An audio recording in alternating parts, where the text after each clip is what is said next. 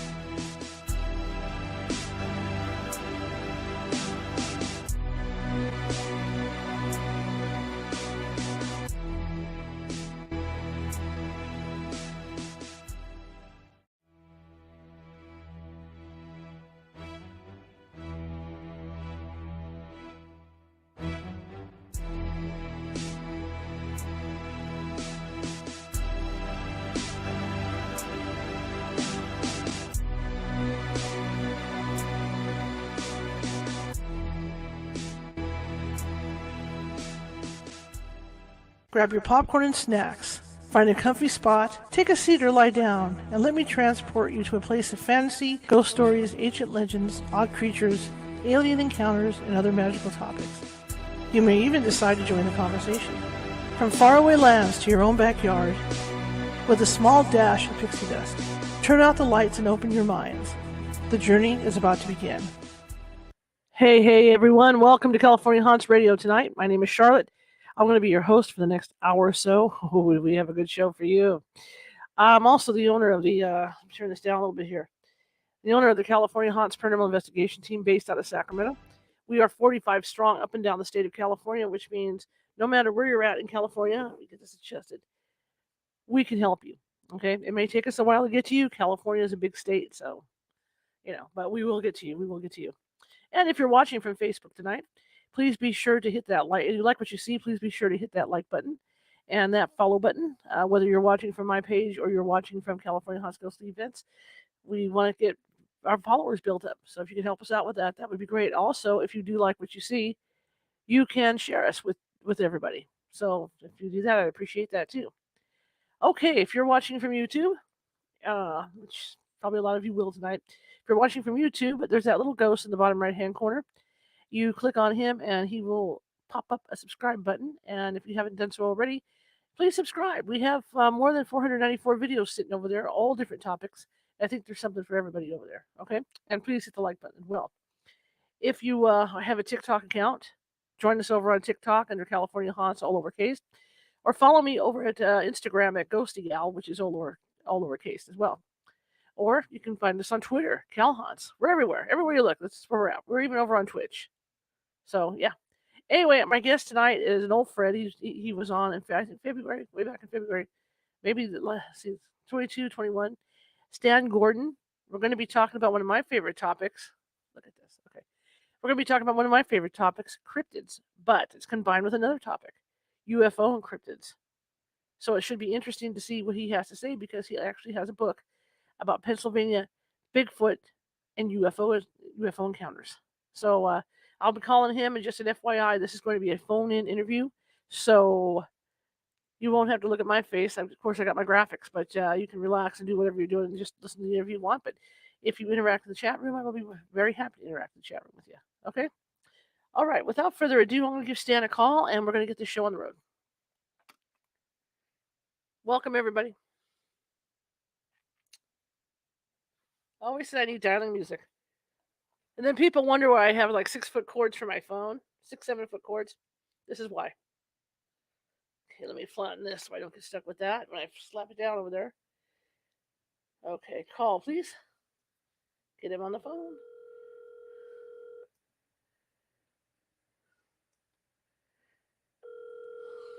Hello? Hi, Mr. Gordon. Yeah, Stan. How you doing, Charlotte? How are you doing? It's been a while. We're still here. We're hanging in there, keeping busy as usual. Yeah, it's been a while. I've been wanting to get you back on, and finally, was able to get the opportunity to get you back on with us. Well, thanks for having me. We appreciate it. Well, for the people that don't know who you are, go into let's hear about you for a few minutes.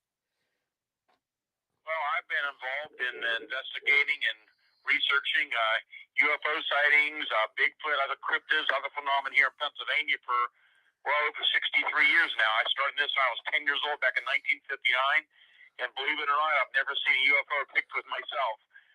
And my hotline's been open since 1969, and I continue to receive reports on quite a regular basis of current and past reports.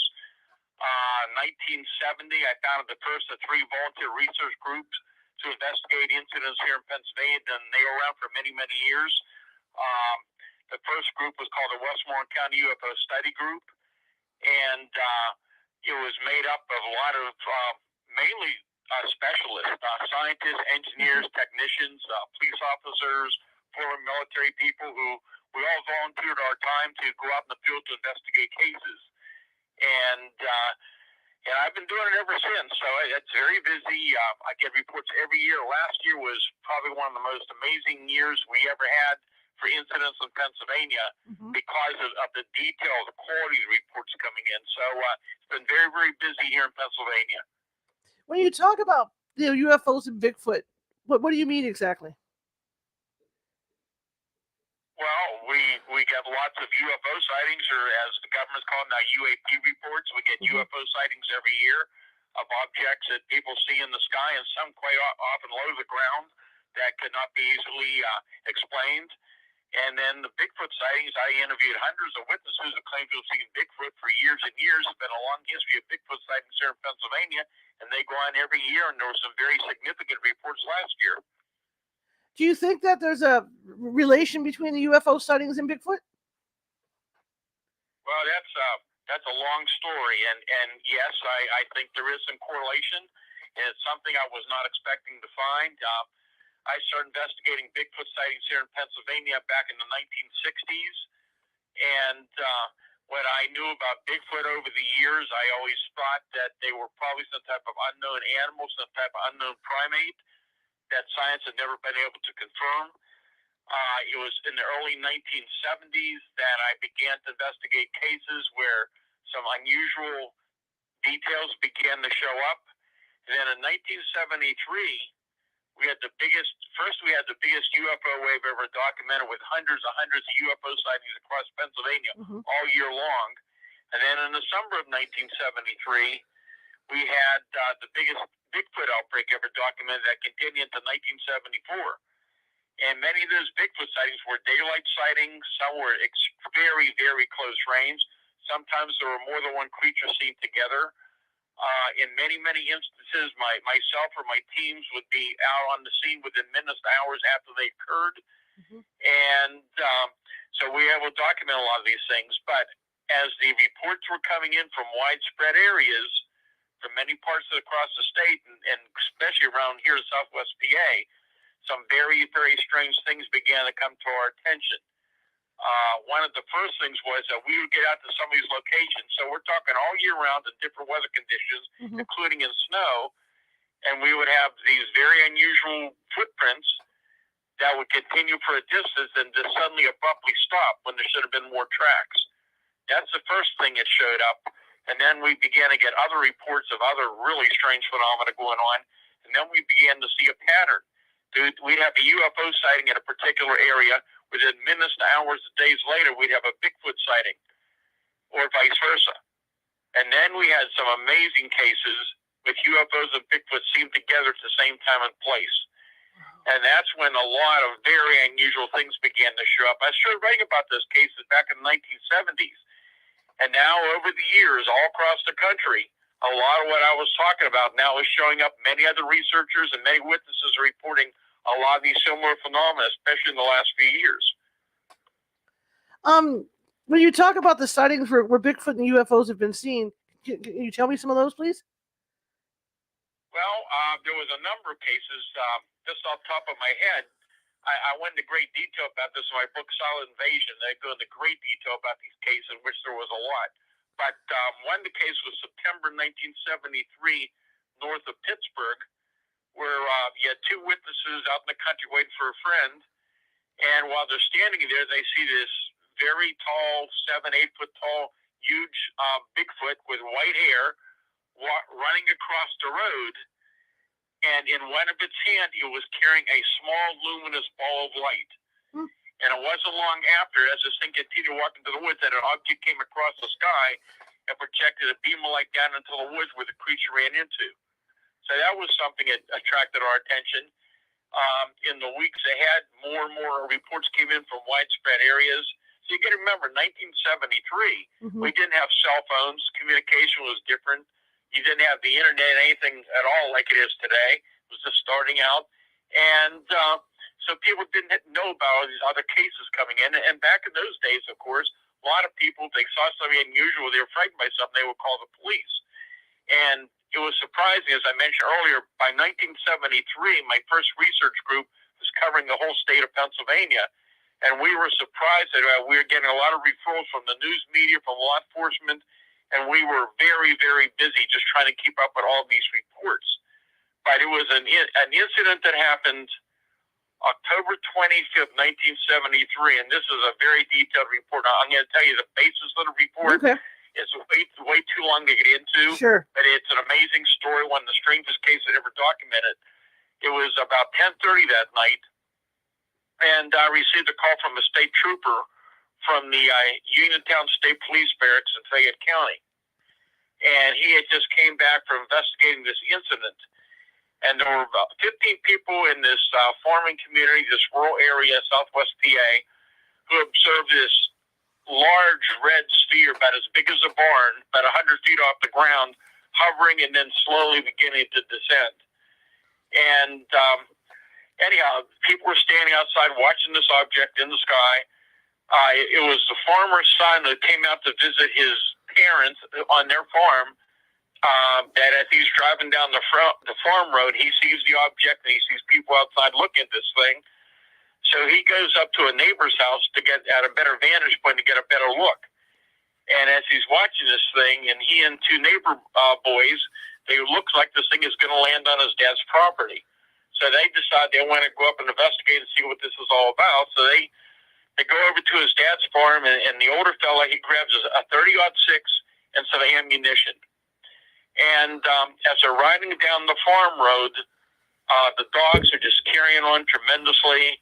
They hear this loud baby crying sound and these loud sound like something kind of whirling. And as you get closer and closer to that pasture area, all the sounds are getting louder and louder.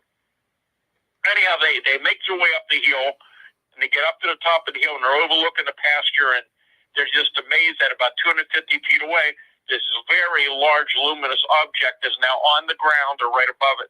And it's not a complete sphere at this point. It's like half a sphere. It's a big white dome, about 100 feet or more in diameter, illuminating the area, making that loud whirling noise. And anyhow, they just couldn't believe what they're seeing. It's illuminating the surrounding area. And they're standing there watching this thing.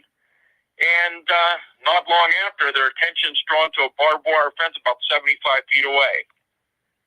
Wow. Along that barbed wire fence are these two huge creatures, that one would describe as a Bigfoot. The one in front is about 8 feet tall.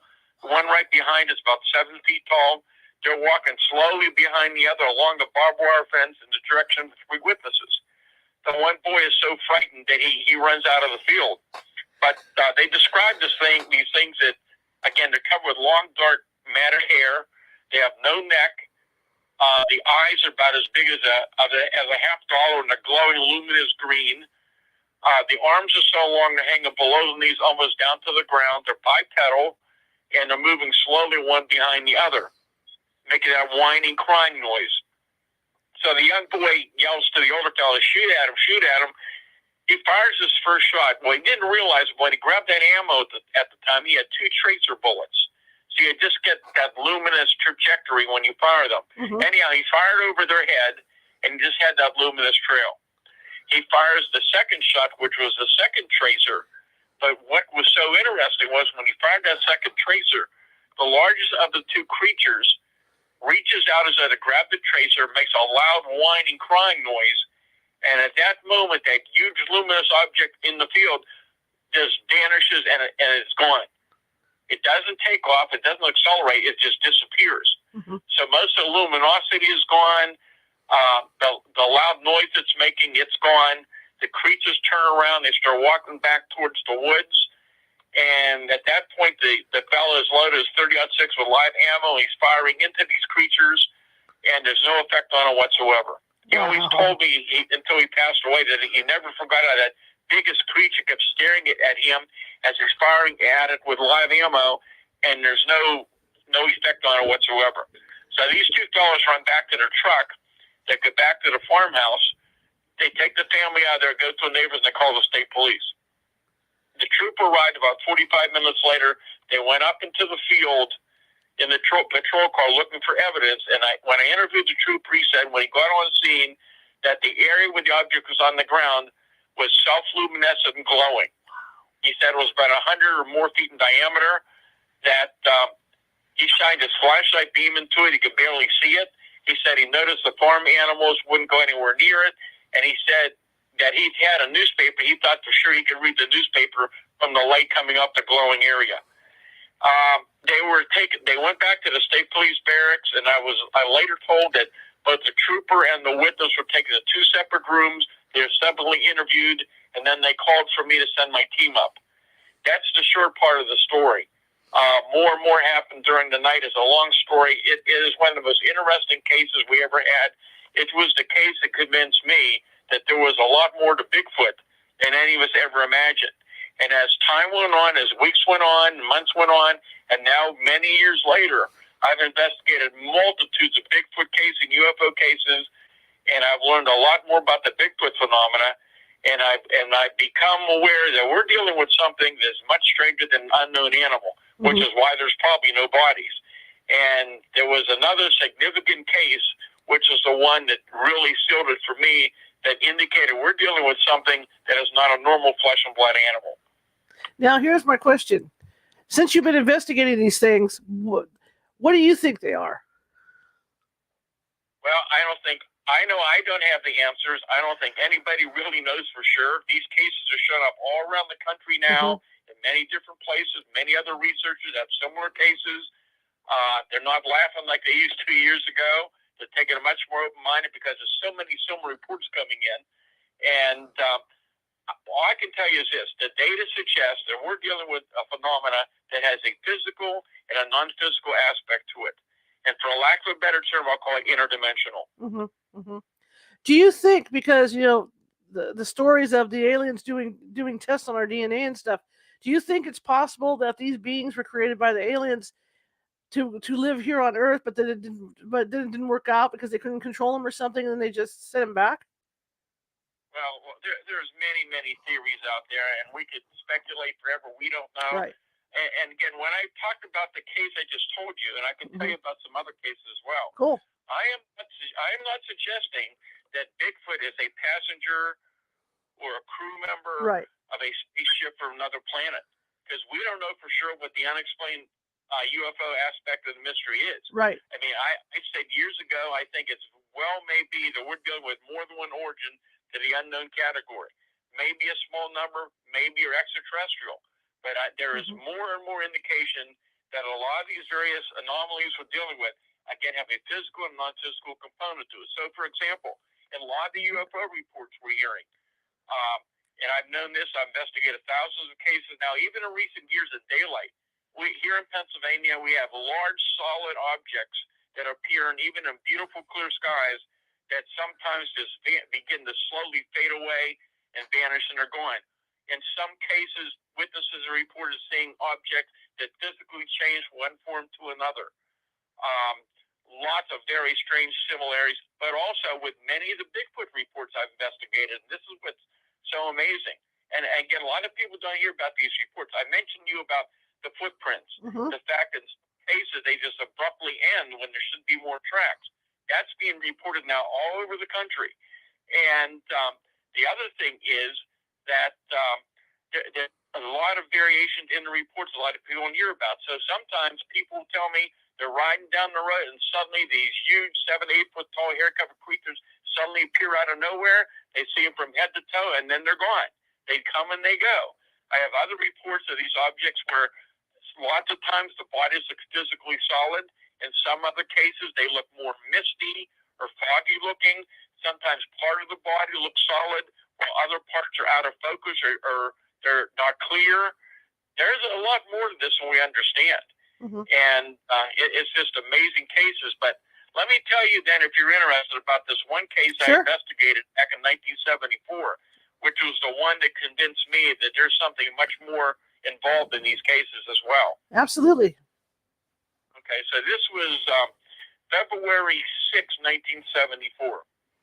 This is way up in the mountains here in southwest Pennsylvania.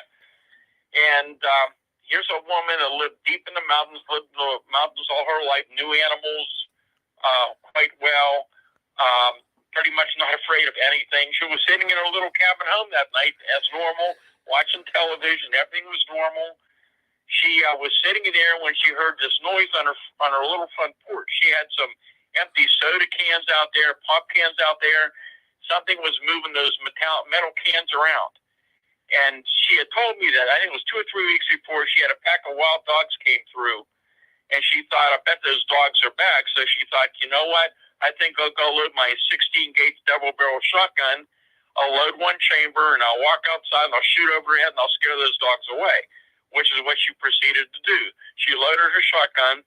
She walked up to the front door, opened up the door, turned on the switch for the outside porch light, stepped out, and right there in front of her, about 6 feet away, was this huge 7-foot tall grayish, hair-covered Bigfoot Wow. that put its arm straight up over its head. And how does she react? She fires right into it. She pulls the trigger. There's this bright flash of light, she said, and the creature vanished in front of her and was gone. But that's not even the end of the story. Her in-laws lived in a residence about 100 feet away. They heard the gunshot. They called her, asked what she was shooting at. She told them what had happened. Her son-in-law grabbed his sidearm, started walking down that dirt road, and apparently he confronted what I was described to me as 4 or 5 hairy people with eyes like coals of fire. Huh. He started shooting at them randomly, and about the same time, they noticed this large, luminous object hovering over the trees, over the woods, at the same time, like a big Christmas ornament. And it was soon after that they called for help. They called the state police. And some of your listeners will probably remember that time period. It was during a big national trucker strike. There was gas rationing across the country. There was some violence going on across the country. So here in Pennsylvania, you had National Guard and state police patrolling together. So you had some members of both units that responded to this incident. Mm-hmm. And I couldn't get gas down here in my town till the next morning, so I couldn't get up to scene early the next morning. But I talked to the primary investigator, and he told me that when they got on the scene, it took them quite a while to find a place. Whatever was going on was gone, but he said something very strange happened up there. And he said these witnesses were credible. They were very, very shaken. They were very, very shook up. But he said he's basing this on the animal reactions. And I can tell you, I have seen this many times, that even the most vicious dogs, generally when they're in the vicinity of these creatures, they don't bark, they shake, they cower, they don't make any sound. Sometimes they'll lie on the ground and they'll move their eyes around, but they won't make a sound. He said there were several big dogs up on the farm, and they wouldn't move or make a sound when he got there. Other animals responding as well. When I got up to the scene the next morning, all the dogs were barking and everything was back to normal. But that was the case, among others, that convinced me we're dealing with something that's not a physical animal. Question 2 is, why do you think Pennsylvania is such a hot spot? Well, we don't know. It always has been historically. I mean, if you go look at the newspaper accounts, I mean, going back to the late 1800s, you have reports of strange objects in the sky. The Native Americans have for years and years talked about these type of creatures. Of course, back years and years ago, and there's 1,800 references to many Bigfoot sightings around the country in the 1800s. They didn't call them Bigfoot back in those days. They called a wild man of the woods. Mm-hmm. And so Pennsylvania has always had a lot of history of these type of things. You also got to remember, my hotline's been open since 1969. Mm-hmm. It was one of the only places in the country where people could report something and people would investigate the reports. So, we were able to document many, many reports over many, many years. And that may have had something to do with it as well. But, again, a lot of what I'm investigating in Pennsylvania, other cases have been occurring. I've been in touch with researchers for years and years all across the country and some out of the country, and they're receiving and reporting on similar type of phenomena too. It's just many of these strange details you don't hear about. Well, you're hearing more about it now in the last few years, but years and years ago, when I started writing about this back in the 70s, and I was in contact with some of the better known names in the Bigfoot field, that they were aware of these cases, but they told me they were reluctant to talk about it or write about it because they would be laughed at by their peers. My whole feeling was that this is something that this is what is well documented. I don't have the answers to what's going on, but I'm not going to pretend it's not happening. And I started putting out there for the public, and I was hopeful that more witnesses and more researchers will look into it. And now, years later, we're hearing a lot about this. So when you go out to investigate these sightings, what do you guys do? Because is there a separate protocol now for Bigfoot sighting as opposed to a UFO sighting that you guys do? Well, I had my research group back in the 70s, 80s, and 90s. I no longer have them. However, I'm in touch with many other researchers, and I get out when I can. I'm not a young kid anymore, so I'm a little more limited to what I can do, but I still go out when I can. There's other very good trained researchers out there now who are able to get out to some of these cases if I can't. But yes, I've been out in some cases in the last few years investigating some incidents as well. And again, when I had my research teams, we had scientific people in the group, all kind of research specialists. We gathered materials for labs to examine. We wrote down reports. We analyzed materials. We photographed areas. We did a lot of research, and we did a lot of our own time in pockets. We all had full-time jobs. We did the best we could, and we were very, very busy. And today, there's a lot of other researchers still out there, and a lot of them do some really good investigation work as well. So, yeah, I mean, whether it's a Bigfoot sighting or UFO sighting, a different cryptid report, another phenomena, we look into all the cases, and we're always looking for explanations, too. I mean, the main thing is, before we go and try to say, well, this is something unusual or something unexplainable, you always try to find a logical explanation. Right. And I've been out in the field since 1965 after the Kecksburg UFO case, investigating these reports, and I always found that, first of all, many UFO sightings, if you take the time to properly investigate them, while many of them look unusual on the surface, quite often they're misidentification of natural or man-made objects. So there's no doubt about that. Mm-hmm. They're bright meteors. You know, now you have this Starlink satellites. You've got balloons. You've got many other type of things. You've got drones. A lot of things like this are explainable.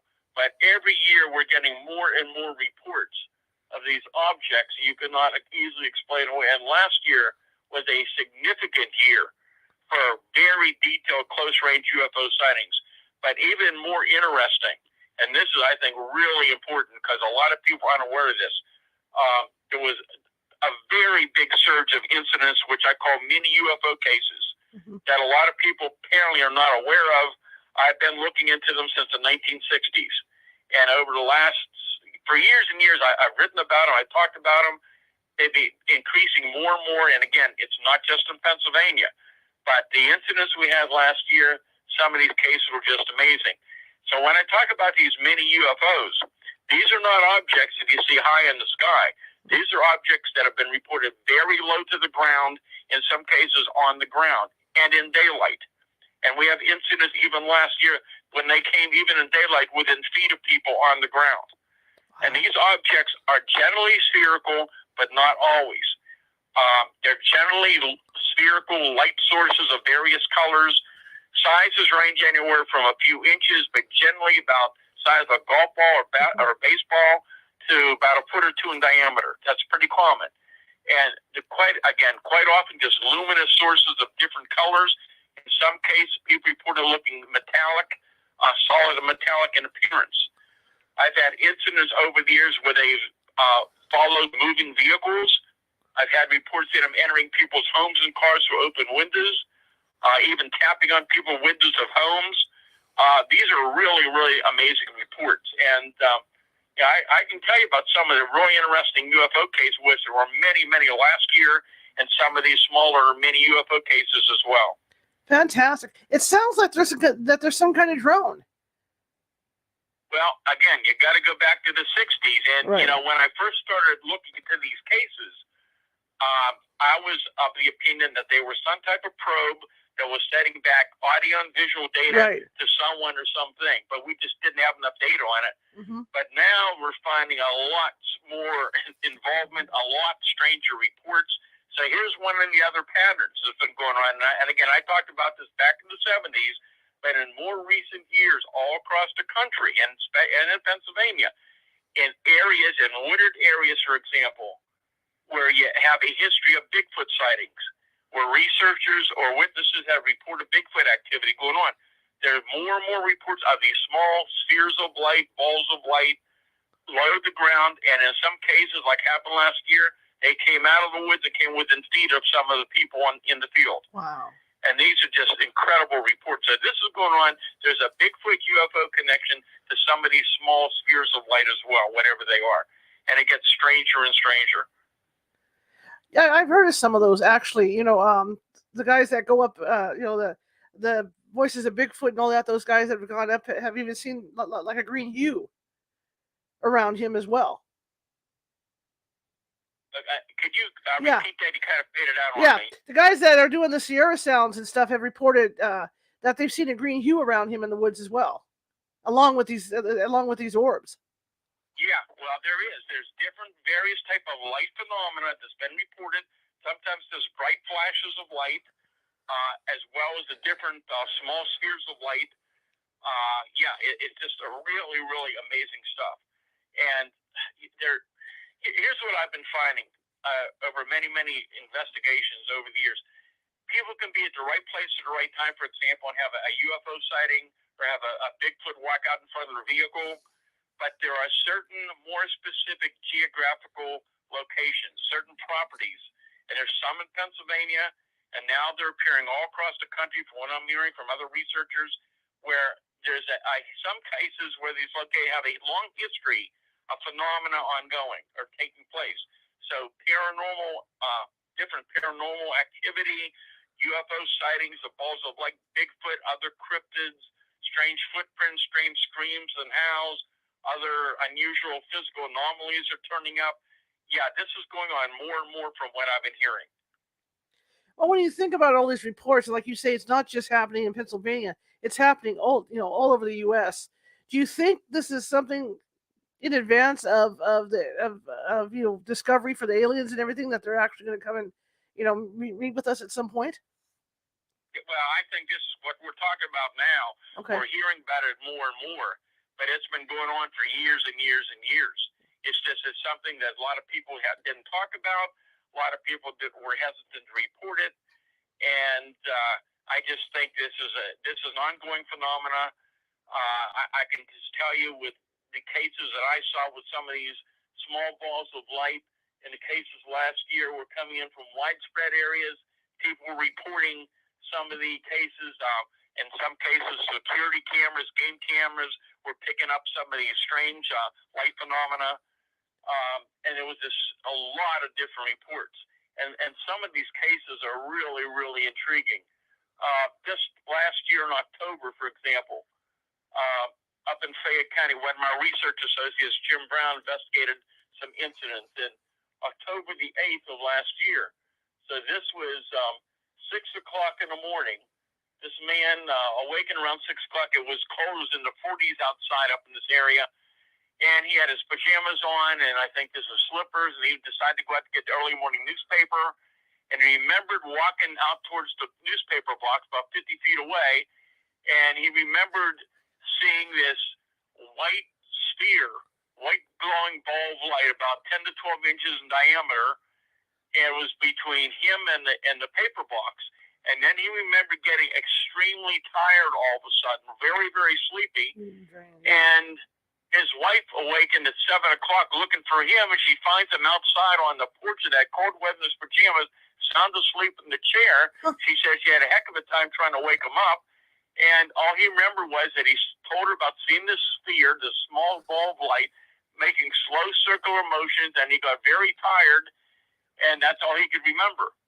And now here's the interesting thing. So 3 days later, about 40 miles away, up along one of the most active areas in the country here in Pennsylvania, areas along the Chestnut Ridge and going into the Laurel Ridge area, where all kind of phenomena has been reported for a long time. This woman's awakened around 2:30 in the morning to go to the restroom. She lives in one of these older homes with big high ceilings. She got up at 2:30. She went to the restroom. She came out about 5 feet away in the living room, which had a high ceiling. She sees this deep blue colored sphere about 1.5 feet in diameter. It's just hovering there. She can see that inside of it has like a gray swirling mass that looks similar to one of those older lava lamps. It was making no sound. She remembered taking a step towards it, and she felt like a slight tingling sensation. And she said that suddenly she became extremely tired and went right to bed. She said the next day she could barely get up. She was very sluggish and groggy, but she said, this is completely unlike her. She's an insomniac. She can't go to sleep. She had no idea how she could go to sleep like that right after she saw it. So here you had 2 cases with this really interesting physiological effect of both of them getting extremely tired when they were near to these objects. You make me wonder. I did a case out in Rockland just a couple of years ago, and the family had seen what they thought was a fireball go down the length of their house. And at first I thought, well, because they had power lines nearby, I thought, well, maybe the power lines, could have created this fireball, because we don't get ball lightning out here at all in California. So, but now that I'm hearing you talk about this, it makes me wonder, because the house did have activity as well. Okay, well, first of all, one, I can tell you the case that I investigated, we don't have weather conditions like that. Ball lightning is a very, very rare meteorological phenomenon, Okay. and we did not have the weather conditions for these type of things in the cases we had. And here's the pattern I found many, many years ago. Many low-level, close-range UFO sightings, and many encounters with Bigfoot and other cryptids. So we're talking about cryptids. We're talking about creatures that people report seeing, but which science never confirmed existing. So Bigfoot falls in that category. They commonly occur in the vicinity of high-energy sources. So you have many sightings around high-tension power lines, power plants, gas wells, gas lines, bodies of water, railroad tracks, near radio and cell phone towers, things like that. That's a very common similarity I've found for years and years. I'm going to have to rethink that investigation then. That's fascinating. I never even thought about, the possibility that there could be some kind of alien orb or something that came through. Wow. Okay. So you got me thinking. This is a good thing. Well, like I said, there's a lot more.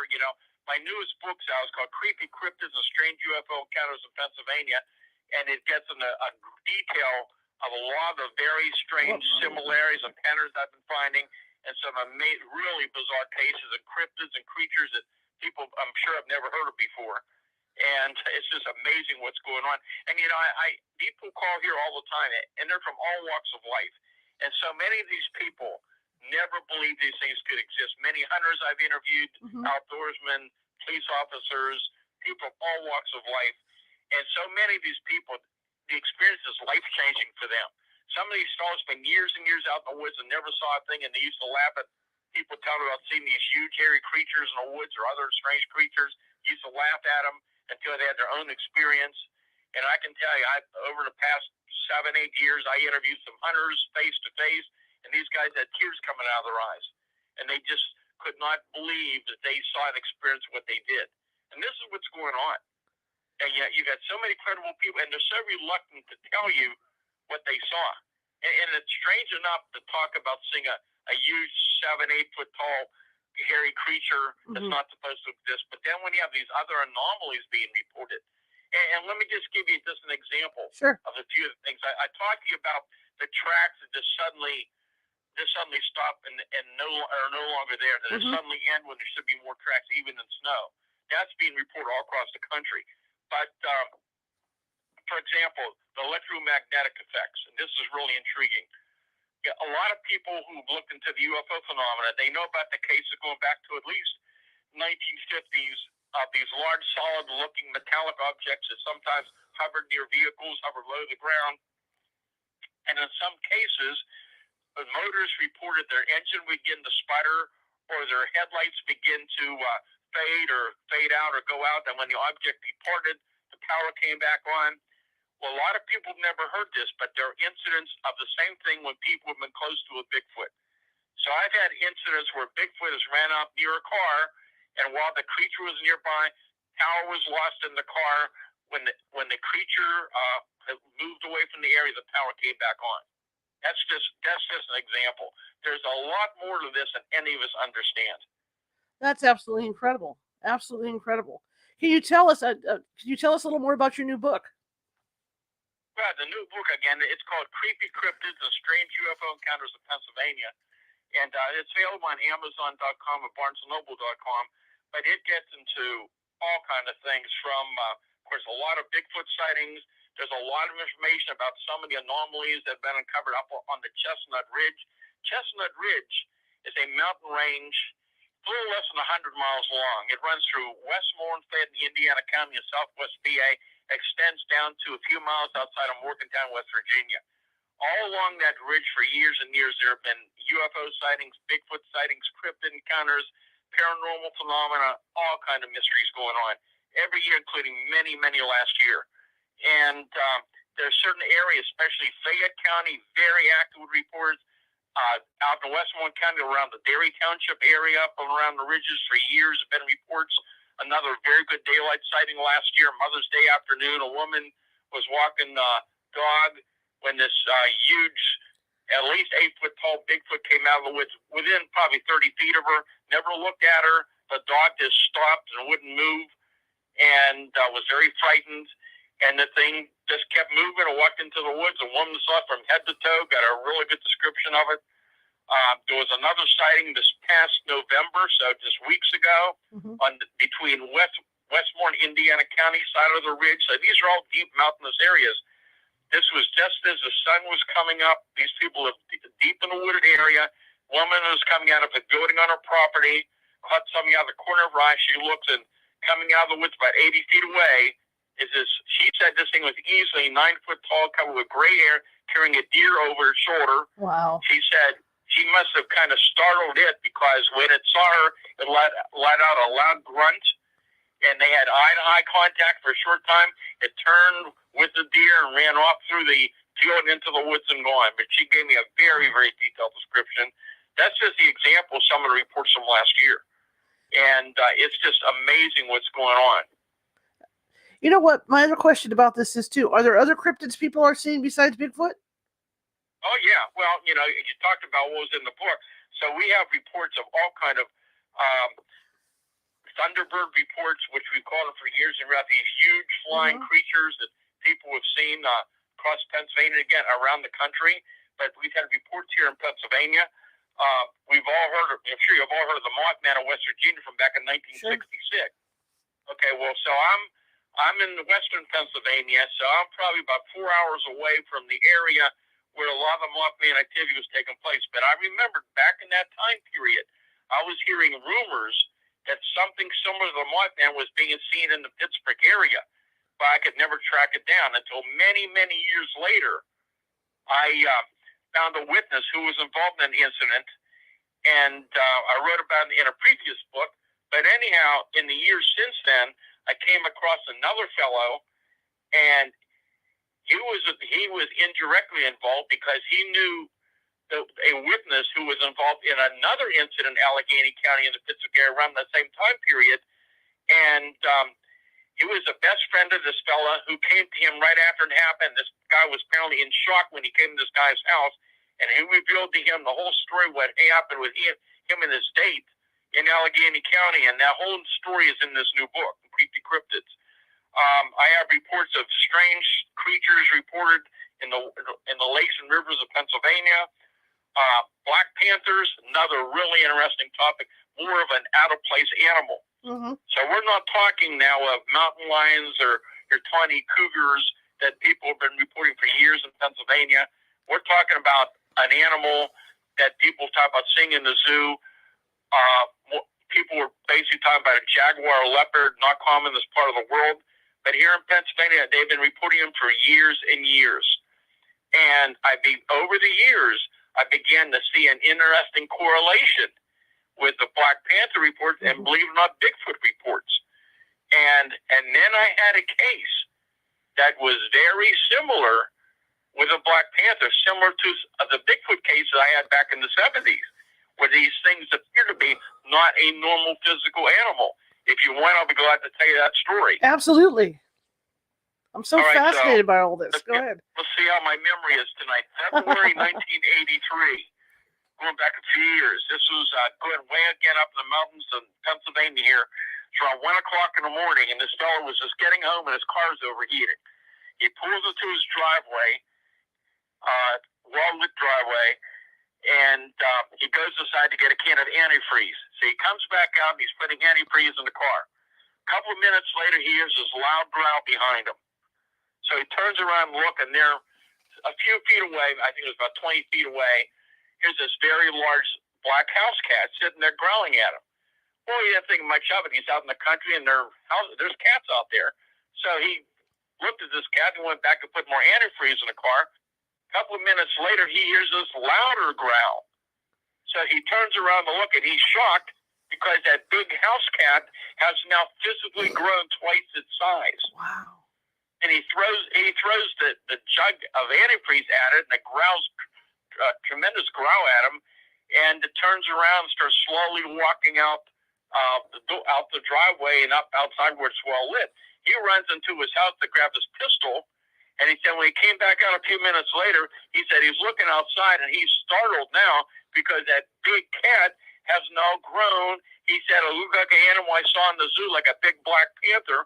It was all solid black, luminous, glowing yellow eyes, long black swishing tail. It's just growling at him. He said he took a shot at it. He didn't know if he hit it, but moments later, it physically vanished and was gone right in front of him. Dang. I've never heard of stories about panthers like that. Well, but here's the other part of the story. In some locales, when you sometimes have an outbreak of Bigfoot sightings, other phenomena, sometimes you have more than one cryptid reported. So I believe it was the summer of 1979 on the border of Westmoreland and Armstrong County. A series of incidents began in that area where people saw an object fall from the sky into the woods, and they began to report screams and howls and balls of light and strange creature sightings and Bigfoot stuff, and it intensified in 81 and 82. And many, many neighbors and people were reporting Bigfoot sightings, again, the balls of light, UFOs, paranormal stuff. It was such a big story. It made a TV news station, Pittsburgh, did a special report on it, and it was a big, really serious news article, one of the big local newspapers about it. But anyhow, with all the Bigfoot activity, the neighbors reporting seeing black panthers as well.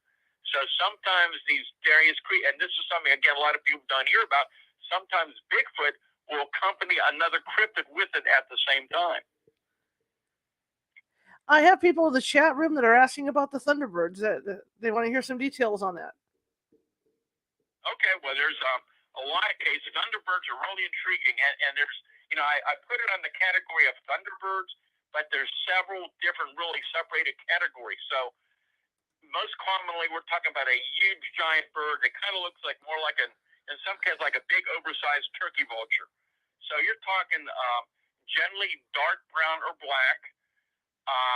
Wingspan. Now, let me explain this to you. As with UFO sightings, it's very difficult to judge altitude and size. It's just like it is with these bird sightings and with the UFO sightings. But we have incidents where these huge flying creatures were very low to the ground, and in some cases actually on the ground. So there have been cases where they're on the ground on a road eating roadkill, and they have their wings completely open. And I'll give you one example. Remember, this was, I believe, the fall of 2017 in neighboring West Virginia. And I interviewed the guy and sent me a sketch of it. And anyhow, he told me that he's riding down this 2-lane road. And it's early morning hours. And he had to hit his brakes because there's this huge flying creature, this huge thing eating a roadkill right in front of him. And anyhow, it's hopping from one leg to the other. It's flapping its wings, and he said it was taller than the top of his car, so it's at least 4 feet tall. And he's watching. It's a 2-lane road again, so he can see the wingtips. And as it's flapping his wings, he can see the dust and dirt coming up off the road. And this thing finally is so big and heavy, it was having trouble getting off the road. And finally, it rose up over the trees. He was so shocked and amazed. He went back the next day and measured the width of the road where he saw it. It was 21 feet across. Wow. We're talking, in a lot of cases, these things have a wingspan of 10 to over 20 feet. So you got that category. You got a lot of those kind of reports. Then you got a second category where people reporting what appeared to be a very large, featherless, like black, leathery winged creature, like a huge giant bat. Those have been reported. And then you've got other reports of some people, again, very credible witnesses. Some have drawn me some very, very detailed sketches. And these are people who swear that what they saw looked more like something prehistoric, like a pterodactyl or a pterodactyl. So that's really, really interesting, too. And some of these, again, are some very educated, very credible witnesses who were extremely reluctant to talk about it. I get into some of those in the creepy cryptid books and some of my other books as well. Mm-hmm. And then you've got this another category. So you've got another category of winged humanoid creatures. And one of those cases that's really interesting, this occurred up in Butler County. And this is outside of Pittsburgh. So north of Pittsburgh, which Butler County, I've been up there for years and years. Since the 60s. There have been many reports of UFOs and Bigfoot and other cryptid accounts up in Butler County. Every year we're getting reports. And anyhow, but here's one really intriguing case. It's kind of been nicknamed the Butler Gargoyle. And the witness I've gotten to know very well, very professional businessman. This was during the early morning hours of March 18, 2011. He was driving on a rural road between Chicor and East Brady. And he's riding down the road, and his headlights to the right in the field catches what he thought was a deer at first. Then he realizes it was not a deer. This tall, muscular creature suddenly rose up from the ground, took 3 big steps, walked in front of this big yellow road sign, and crossed the road in front of him. When I interviewed him for the first time back those days, he said, I've heard people tell me they've seen Bigfoot around here, and he said, this thing was not a Bigfoot. He said, this thing was at least 8 foot tall, but it had smooth leather-like skin that was either dark tan or like a light brown color. And he said the head was kind of shaped like an aerodynamic helmet. The face was flat. The eyes were kind of swept back. The ears also were kind of swept back like in a flap.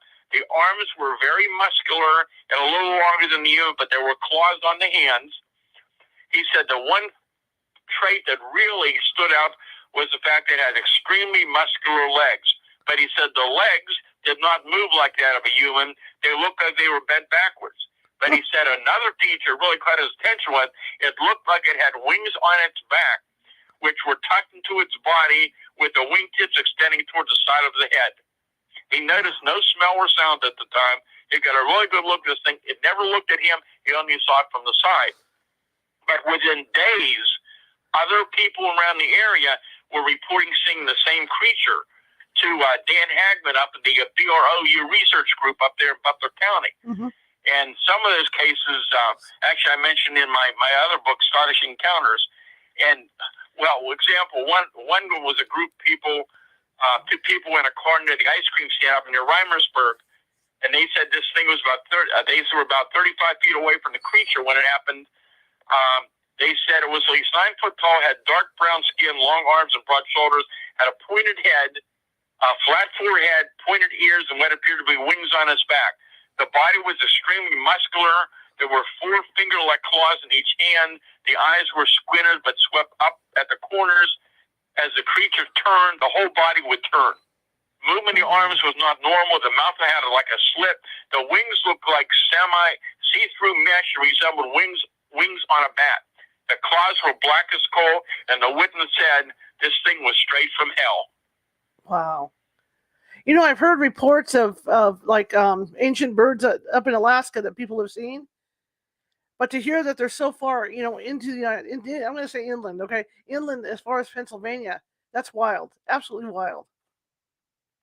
Yeah, well, again, these reports are coming in. I mean, I know other researchers, there's other reports from other parts of the world where similar type of these cases are going on. Mm-hmm. And I think we're hearing more and more about it now. People are talking more and more about it. The balls of light, the small spheres of light, some people refer to them as orbs, are showing up in many different areas. But I think the more I know about the phenomena, mm-hmm. again, I believe a lot of it's energy connected. But I think there's a lot of correlation now between various types of paranormal phenomena, a lot of the cryptids, there's some similarities, the Bigfoot stuff. I think a lot of it somehow is all interconnected somehow, whatever we're dealing with. Now, my question too, like you mentioned earlier, like the earlier stuff that was happening in the 70s, there was no social media back then. So with everything that's showing up now, do you think social media is helping that, especially people with cell phones? Well, I think because of social media now and because of the fact that there's a lot of this now on television, mm-hmm. people are talking more and more about it, even though a lot of witnesses that I deal with, I know others, they want no publicity, but there's some people are coming forward, but at least the accounts are coming out more and more. You're seeing similar reports coming in from widespread areas now, these things going on. I know I'm in touch with some of the other researchers out there. They're getting many reports. I'm getting reports. It's going on everywhere. And there's the patterns to it, there's similarities in the details. I mean, here's one little detail. I mentioned the book I wrote about this 1973 outbreak. We talked about a few of those cases, but I go into great detail about those incidents in my Silent Invasion book. And one detail that I wrote about back years ago, we didn't understand it. I didn't understand it, but some of the witnesses who were having Bigfoot encounters back in the 70s were telling me that during the time this was going on, they heard this odd metallic sound, like metal scraping, metal tearing. And now, even in the last year, some witnesses and others are telling me the same thing. They don't know why it happened, but they hear like this metallic sound or metal sound during the incident. So that's just a little indication, of the similarity of some of the details have been showing up. Do you think we're ever going to get a full story on this stuff? I think someday in the future, and probably in the far, far future, we'll know a lot more about it. I don't think anybody understands it. I've said for years and years, I've always felt the government knows more than they're telling the public, but they do not have the answers themselves. I think it's very likely they're very much aware of this phenomena. I think they've had an interest in both UFOs and Bigfoot for years. During 1973, when this big outbreak was going on, I was involved with here in Pennsylvania. There was indication of government interest in it, and there was government interest in it. One of the things happened was that of the many, many calls coming in, the phone calls coming in September 1973, a person contacted me on the phone, told me they worked for the government, that they were very much interested in the investigations we were doing on the Bigfoot stuff. I was provided the name of a government laboratory, Washington, D.C., name of a contact, a phone number, in the event we came up with any bodies or anything really, really solid. That never happened. However, I was later contacted by some officials from one of the congressman's office who was aware of what I was doing. They asked to have a meeting with me, which we did. They were very, very professional. They were very supportive. I mentioned to them about the phone call, and they were able to confirm that the phone number I received was indeed a government phone number. So that's just an example of some of the things that were going on. Do you think that, like you say, you don't even think the government knows a lot about this stuff? But do you think? I think they know a lot more than they're able to tell the public. Right. They don't have the answers themselves. I think we're dealing with a phenomenon. First of all, it's a worldwide phenomenon. It's not just the United States. This is something that's going on for years and years. I think we're dealing with whatever we're dealing with. I think it's so beyond our present scientific understanding, nobody understands what's going on. And I think sometime in the future, we'll know more and more about it. But I think the government's in a position where they just, they're opening the door a little now. They're at least confirming there's things out there that they cannot explain. But I don't think there's going to be any type of revelation in the near future as to what we're really dealing with. I don't think anybody knows. When you talk about cases coming in, with reports, can you tell me the average number a month that you guys are getting? It varies, and again, I get reports on. It's not just UFOs; it's all kind of phenomena. Right. Anything unusual, I get calls from the public about. So it varies month to month, and I mean, I can just tell you, there were multitudes of reports last year. I can't give you exact numbers. And again, they're not all UFOs, they're not all Bigfoot. I mean, no, there weren't a huge number of Bigfoot sightings, but there were very good detailed Bigfoot sightings. There were very good Thunderbird reports last year in daylight. We had Black Panther reports and other phenomena and other strange entity reports too. But lots of UFO sightings, and we had many reports in daylight of large, solid, kind of cigar-shaped objects, even in beautiful days, that witnesses said just suddenly just vanished. Didn't accelerate and take off. They just vanished and they were gone.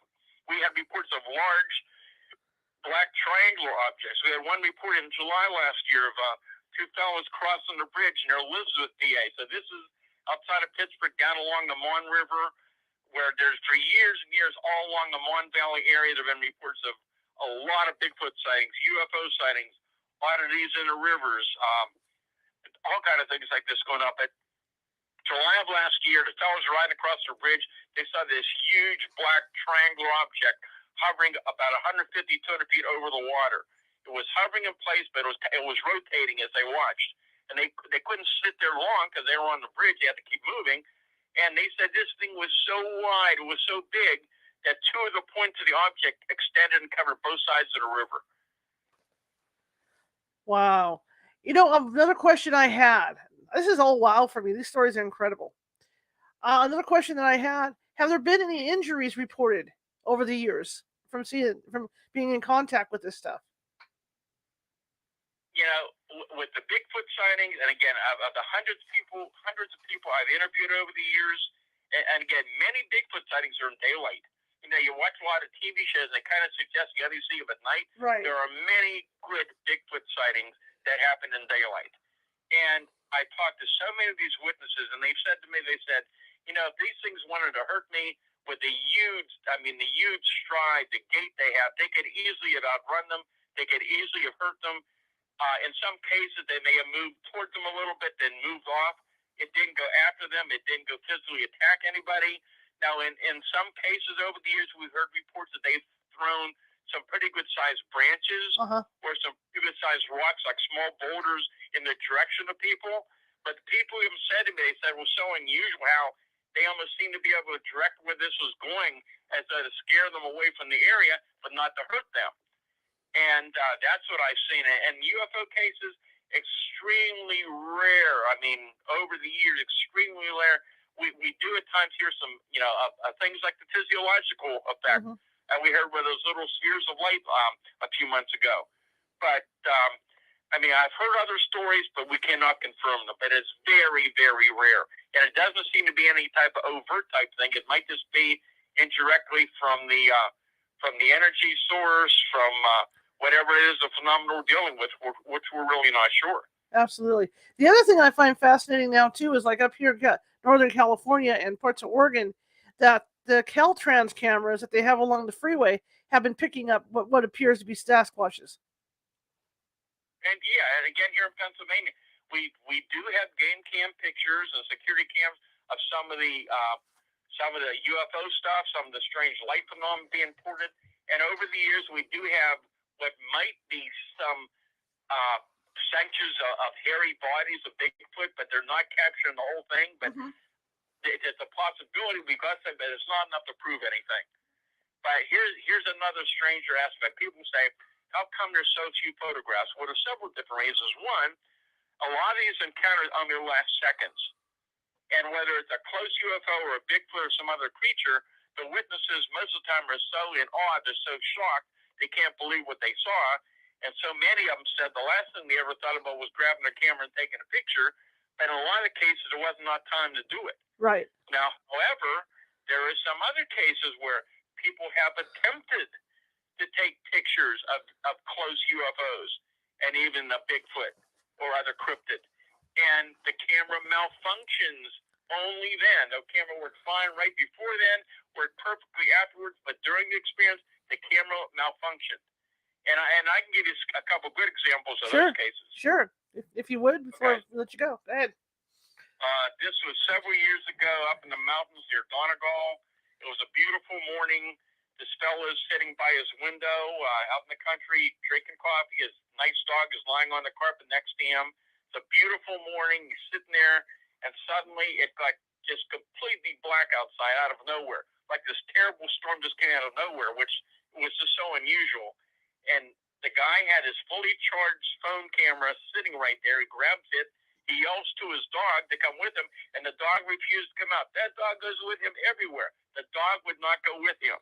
So he goes outside, walks outside, and goes out to his driveway, and 500 feet above his head is this huge, solid triangle object that's hovering there. Whoa. He grabs his fully charged camera, aims at it, and the camera would not work. It was fully charged, it lost all its power, instantly lost all its power. It would not work. And there was other EM effects on some of the other equipment on the property as well, as I recall. In the last couple of years, I can tell you, in another location, and there are several cases now I've heard, where people who have some really good high-tech night vision equipment and other recording equipment attempted to take videos of some of these small orbs of light. Fully charged batteries, checked out, And as soon as they started recording, the camera malfunctioned, they lost all the battery power, and it would not work. But they were fine afterwards. We're hearing that more and more. With EM effects with UFO, here's one case I really investigated well. I believe, it's in my new book. It's June 1st, 2013. This was in North Huntington Township, about 20-some miles outside of Pittsburgh, on a 4-lane highway, very busy, Route 30. It was around after 10 o'clock at night. This woman and her 3-year-old child were going down Route 30 eastbound, and the woman told me, she said, I had to brake right in the middle of the highway. She said, I couldn't believe it. There's no cars near me. They're way ahead of me or way behind me. Nobody's around. She said, I had to brake. Here's this huge, solid, metallic, somewhat rectangular object covering, I believe, about 60 feet in front of her, right above the highway, taking up all 4 lanes of the highway. She said it looked like the gondola of a blimp without the blimp. Huh. The lighting on it was completely unlike navigational lighting. There was no sound to it. Her 3-year-old child yelled, Mommy, flying iPad in the sky. And she was on the phone at the time, on the cell phone, and she was trying to tell the person what was going on. She had to go underneath the object to get to her house. She goes under the object, and when she does, she loses her cell phone signal. Her FM radio station signal went off the air. She noticed on her dash all of her indicators blacked out. Her airbag indicator, I believe it was temperature, some other indicator, all went out.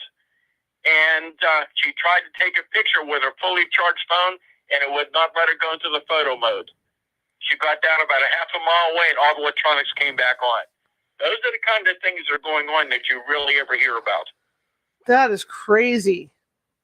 Wow. Stan, I want to thank you for coming on again. I really appreciate it. It was wonderful, as always. Well, thanks for having me on. Your listeners, they can go to my website, which is stangordon.info, stangordon.info. There's a big report on what happened last year. There's a lot of information on my website as well. There's contact information on there. And my new book, Creepy Cryptids, and my other books are all available on Amazon.com and BarnesandNoble.com.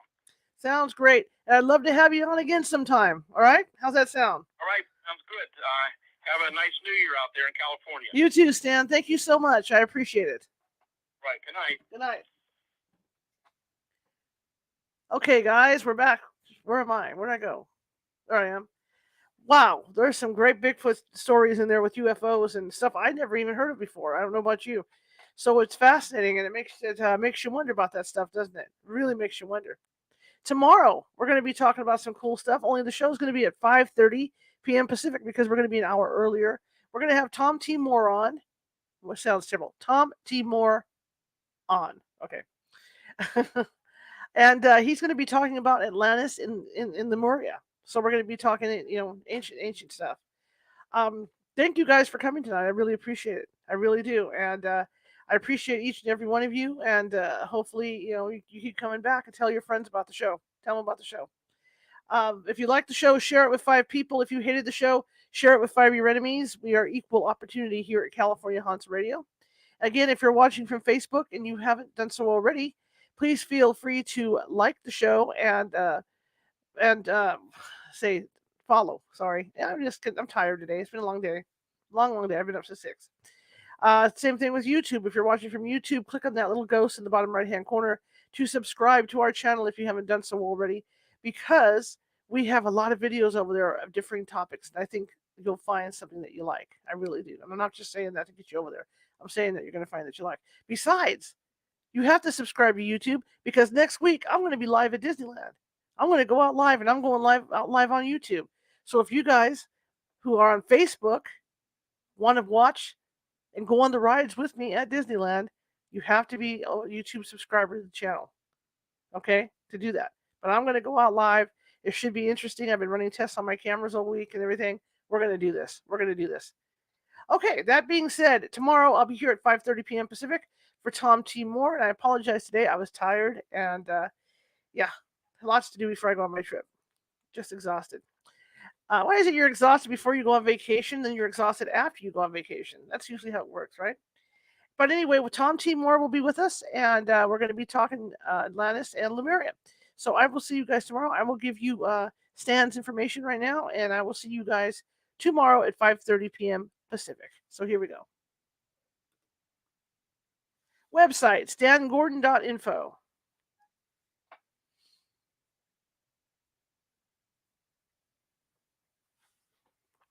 And I have some of his books. He's got a lot of books available that you guys can check out when you go over there. Silent Invasion. That's the one about Bigfoot and UFOs.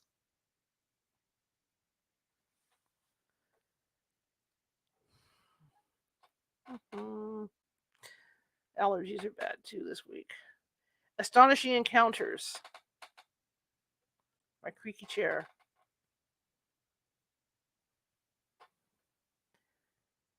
Creepy Cryptids. That's his latest book. And of course, like he says, you can get them through his website or Amazon. But check out his website. He's got some really cool information over there about UFOs and different things. Okay, guys, I will see you tomorrow, 5:30 p.m. Pacific. Have a great evening.